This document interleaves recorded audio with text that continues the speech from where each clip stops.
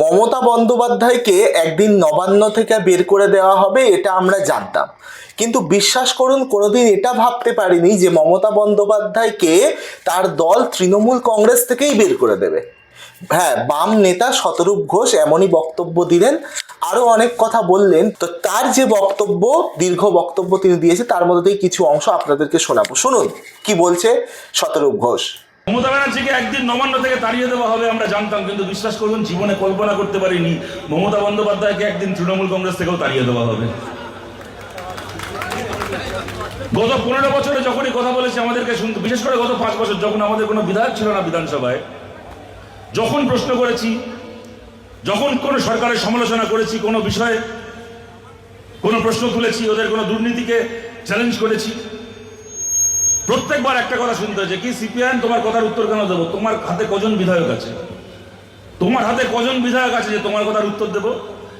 আজকে মমতা ব্যানার্জি, আমরা আপনাকে জিজ্ঞেস করছি, আপনার হাতে এখন কজন বিধায়ক আছে? আপনার হাতে এখন কজন এমপি আছে? আগের তৃণমূল বলতে আমরা বুঝতাম চটি চাটা, আমরা বলতাম তৃণমূল কংগ্রেসের চটি চাটা। এখন দেখবেন বিধানসভায় দুটো তৃণমূল হয়েছে। একটা তৃণমূলের নেতা কুণাল ঘোষ, ওরা চটি চাটা, আর একটা তৃণমূলের নেতা ঋতব্রত ব্যানার্জি, ওরা বালিশ চাটা। এখন দেখবেন মমতা বন্দ্যোপাধ্যায় আমাদের ফেসবুকে ভিডিও করছে, আরে এরা পার্টি হয়েছে। একদিন আমাদেরকে বলতো সিপিএম তো মাঠে নেই, ময়দানে নেই, সিপিএম খালি আদালতে আছে আর ফেসবুকে আছে, সোশ্যাল মিডিয়ায় আছে। এখন এই পার্টিটার অবস্থা দেখুন, পিসি ভাইপো এখন ঘরে বসে ফেসবুক করছে, না হলে আদালতে ছুটছে। আর সিপিআইএম লাল পতাকা নিয়ে রাস্তায় দাঁড়িয়ে আছে, শ্রমিক মহল্লায় দাঁড়িয়ে আছে, হকারের দোকানের সামনে দাঁড়িয়ে আছে, সমাবেশের ময়দানে দাঁড়িয়ে আছে। মমতা ব্যানার্জি ভিডিও করে বলছেন যে ওকে আমি সিপিএম ওকে তাড়িয়ে দিয়েছিল, ঠিক করেছিল, আমি সিপিএম কে সমর্থন করছি। একদিন পরে বুঝতে পারছি সিপিএম ঠিক করেছিল ওকে পার্টি থেকে তাড়িয়ে দিয়ে। আমার সঙ্গে বেইমানি, কি বেইমানি হয়েছে আপনার সঙ্গে? বেইমানি তো হয়েছে বাংলার মানুষের সঙ্গে। এই যে আপনার দলের এই 60 জন এমএলএ, এই পাশে বারাসাতের কাকলি ঘোষ দস্তিদার, আজকে আপনারা দেখছেন সকাল থেকে এই কাকলি ঘোষ দস্তিদার থেকে শুরু করে তৃণমূল কংগ্রেসের 20 জন এমপি আজকে বিজেপির সঙ্গে মিটিং করেছে, শুভেন্দু অধিকারীর সঙ্গে মিটিং করেছে, করে বলেছে আমরা লিখে দিচ্ছি, স্পিকারকে চিঠি দিচ্ছি, আজকে থেকে আমরা আর লোকসভায় বিজেপি বিরোধী নই, আমরা আজকে থেকে এনডিএ শরিক। বেইমানি তো হলো সেই সমস্ত সাধারণ মানুষের সঙ্গে, যে সাধারণ মানুষগুলোর কাছে আপনি মমতা ব্যানার্জি, অভিষেক ব্যানার্জি, আপনারা ভোটের আগে গিয়ে বলেছিলেন সিপিআইএম কে ভোট দেবে না, আইএসএফ কে ভোট দেবে না, কংগ্রেসকে ভোট দেবে না, ফরওয়ার্ড ব্লককে ভোট দেবে না, এরা সবাই বিজেপির দালাল। আমি মমতা ব্যানার্জি, আমি তৃণমূল কংগ্রেস, আমি একমাত্র বিজেপি বিরোধী, আমার দলের এমপি গুলোকে জেতাও, তাহলে আমরা বিজেপির বিরুদ্ধে লড়াই করবো পার্লামেন্টে গিয়ে। আজকে সিপিআইএম এর মোস্তাফিজুর রহমান নিজের জায়গায় দাঁড়িয়ে আছে, আইএসএফ এর নওশাদ সিদ্দিকী নিজের জায়গায় দাঁড়িয়ে আছে, আজকে কংগ্রেসের নেতারা নিজের জায়গায় দাঁড়িয়ে আছে। একমাত্র আপনি মমতা ব্যানার্জি, আপনার দলের এমএলএ এমপি গুলো বিজেপির জুতো পালিশ করছে, বিজেপির জুতো পালিশ করছে দিল্লিতে গিয়ে।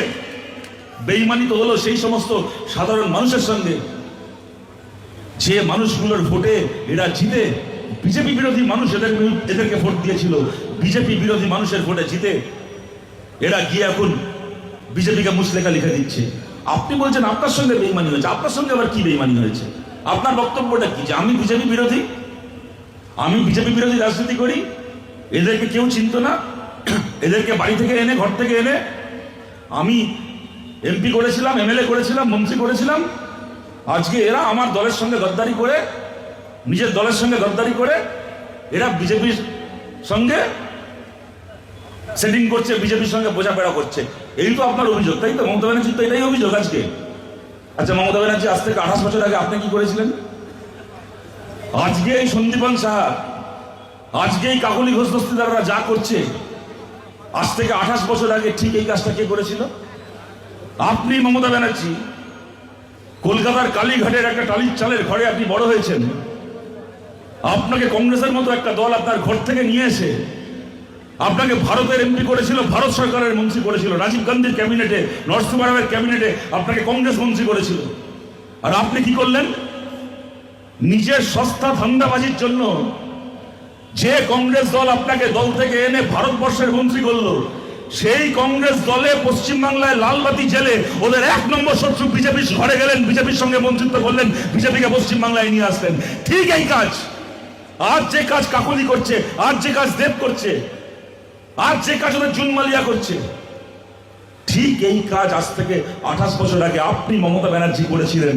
ধর্মনিরপেক্ষ একটা দল আপনাকে ভারতের মন্ত্রী করেছিল, তাদের পিঠে ছুরি মেরে আপনি বিজেপির সঙ্গে জোট করে বিজেপি সরকারের মন্ত্রী হয়েছিলেন, সেই দলটাকে পশ্চিমবাংলায় তুলে দিয়েছিলেন। পাপ কারো পাপকে ছাড়ে না মমতা ব্যানার্জি, পাপ আপনার বাপকেও ছাড়েনি। শুনলেন বাম নেতা শতরূপ ঘোষ যে বক্তব্য দিলেন তা আপনাদের সামনে আমি তুলে ধরলাম।